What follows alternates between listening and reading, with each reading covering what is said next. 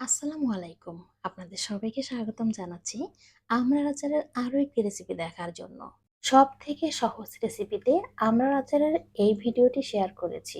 একবার বানিয়ে দেখলেই বুঝতে পারবেন এটা খেতে কতটা টেস্টি হয়। চলুন তাহলে পুরো ভিডিওটি দেখে নেব। এখানে ১ কেজি আমড়া আগে থেকে খোসা ছাড়িয়ে নিয়েছি। এই আমড়াগুলো খোসা ছাড়ানোর পরে নিজের ইচ্ছে মতো কেটে নিলে হয়ে যাবে। এই আমড়াগুলো আমি কিউব করে কেটে নিয়েছি। তার জন্য ভিতরে যে একটা বিচি রয়েছে এটা সহই কিন্তু কেটে নিয়েছি। আপনি চাইলে এটা ফেলে দিয়েও কিন্তু কেটে নিতে পারবেন। এরপরে ভালোভাবে ধুয়ে নিলেই হয়ে যাবে। এখন চুলায় একটি প্যান দিয়েছি। তাতে দিয়ে দিচ্ছি ১ চা চামচ আস্ত ধনিয়া, হাফ চা চামচ মৌরি, ১ চা চামচ মেথি দানা, ১ চা চামচ রাঁধুনি মসলা। এগুলো হালকা করে একটু কাঠখোলায় টেলে নিতে হবে। চুলার তাপমাত্রা একদম লো হিটে রাখতে হবে। কয়েক সেকেন্ড ভাজার পরেই যখন এরকম ফুটতে শুরু করবে তখন দিয়ে দিচ্ছি ১ টেবিল চামচ সরিষা দানা।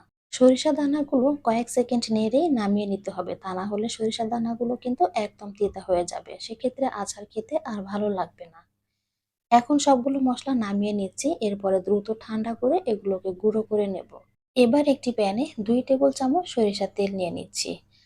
এই তেলগুলো প্রথমত হালকা করে একটু গরম করে নেব। তারপরে দিয়ে দিচ্ছি আস্ত ধনিয়া ১ চা চামচ, আস্ত মৌরি ১ চা চামচ, আস্ত কালি জিরা ১ চা চামচ, আস্ত রাঁধুনি মসলা হাফ চা চামচ।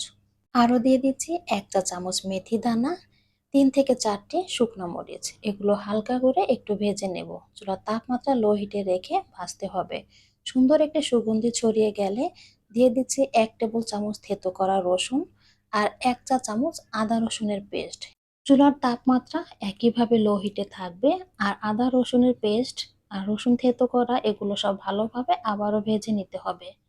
যখন এগুলো থেকে সুন্দর একটি গন্ধ বের হয়ে আসবে তখন কেটে ধুয়ে রাখা এই আমড়ার টুকরোগুলো দিয়ে দিচ্ছি। সেই সাথে দিয়ে দিব সুন্দর একটি কালার আর হালকা ঝালের জন্য ১ টেবিল চামচ শুকনা মরিচের গুঁড়া, ১ চা চামচ হলুদের গুঁড়া, ২ কাপ চিনি, সেই সাথে দিব ১ কাপ গুড়, আরও দিয়ে দিচ্ছি পরিমাণ মতো লবণ। এ সকল উপকরণগুলো খুব ভালোভাবে আমড়ার সাথে মিশিয়ে নিতে হবে। চুলার তাপমাত্রা এ সময় মিডিয়াম হিটে থাকবে। সকল উপকরণগুলো ভালোভাবে মিশিয়ে নেওয়ার পরে গুড় আর চিনি গলে যাবে, তখন কিছুটা পানি ছেড়ে দিবে। চিনি আর গুড়ের এই পানিতেই কিন্তু প্রথমত ৫ থেকে ৬ মিনিটের মতো ঢেকে চুলার তাপমাত্রা লো হিটে রেখে সিদ্ধ করে নেব। ৫ থেকে ৬ মিনিট পরে ঢাকাটা খুলে নিয়ে ৫০০ গ্রাম পানি অ্যাড করে দেব। এরপরে আমড়ার সাথে পানিগুলো খুব ভালোভাবে মিশিয়ে দেব। যখনই আমড়াগুলোর সাথে পানিগুলো ভালোভাবে মিশিয়ে দেওয়া হয়ে যাবে তখন ঢেকে আবারও ৫ থেকে ৬ মিনিটের মতো জাল করে নিতে হবে। চুলার তাপমাত্রা এ সময় মিডিয়াম টু লো হিটে থাকবে। ৫ থেকে ৬ মিনিট পরে অবশ্যই কিন্তু আমড়াগুলো এরকম সিদ্ধ হয়ে যাবে। প্রপারলি সিদ্ধ হয়ে যাওয়ার পরে চুলার তাপমাত্রা লো হিটে রেখে অনবরত নেড়ে এই আচারগুলো আরও ৩ থেকে ৪ মিনিট সময় নিয়ে জাল করে নিতে হবে। এভাবে ধীরে ধীরে জাল করার কারণে আচারের টেস্ট কিন্তু দ্বিগুণ বেড়ে যাবে। অন্যদিকে আচারগুলোর ঘনত্ব অনেকটাই বেড়ে যাবে, পানিগুলো শুকিয়ে যাবে। এমন অবস্থায় চলে আসলে এখানে দিয়ে দিব ১ টেবিল চামচ ভিনেগার। ভিনেগার দেওয়ার পরে চুলার তাপমাত্রা একইভাবে রেখে আরও ২ থেকে ৩ মিনিট খুব ভালোভাবে জাল করে নিয়েছি। এখন ওই যে ভাজা মসলাগুলো গুঁড়ো করে রেখেছিলাম না, সেখান থেকে ১ থেকে ১.৫ চা চামচ গুঁড়া মসলা এখানে দিয়ে দিচ্ছি।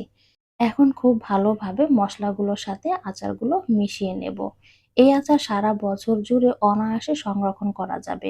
আচারগুলো ঠান্ডা হলে কিন্তু এর ঘনত্ব আরো বেড়ে যাবে।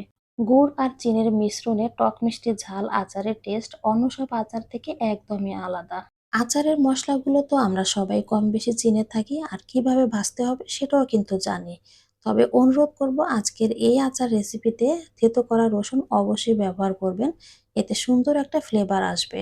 আশা করি আচারের এই রেসিপিটি আপনাদের কাছে ভালো লাগবে। ভালো লাগলে প্লিজ একটা লাইক দিবেন আর সাবস্ক্রাইব করে চ্যানেলটির পাশেই থাকবেন।